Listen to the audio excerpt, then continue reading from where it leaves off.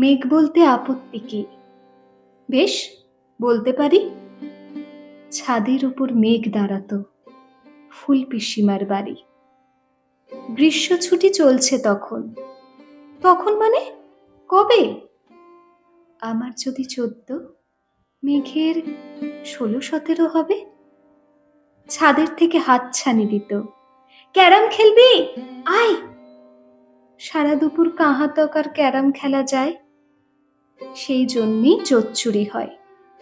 হ্যাঁ, জোচ্চুরি হতো। আমার যদি 14, মেঘের 15-16 মতো। ঘুরিয়ে দিতে জানতো খেলা, শক্ত ঘুটি পেলে।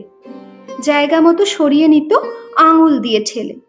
শুধু আঙুল, বুটের উপর লম্বা ফ্রকের ঝুল, ঝপাং ফেলে ঘটিয়ে দিত খুঁটির দিক ভুল।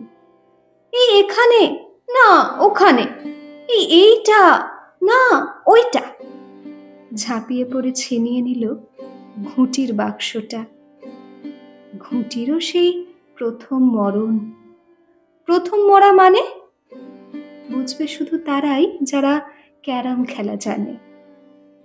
চলেও গেল কদিন পরে। মেঘ যেমন যায়, কাঠফাটা রোদ দাঁড়িয়ে পড়ল মেঘের জায়গায়। খেলা শেখাও, খেলা শেখাও, হাপিত্যেশ কাক। কলসিতে ঠোঁট ডুবিয়েছিল, জল তো পুড়ে খাঁক। খাঁক হওয়া সেই কলসি আবার পরের বছর জলে ভরল কেমন তোমায়? ধ্যাৎ, সেসব কি কেউ বলে? আত্মীয় হয়। আত্মীয় হয়, আত্মীয় না ছাই। সত্যি করে বলো এবার, সব জানতে চাই। 2-1 ক্লাসের বয়স বেশি।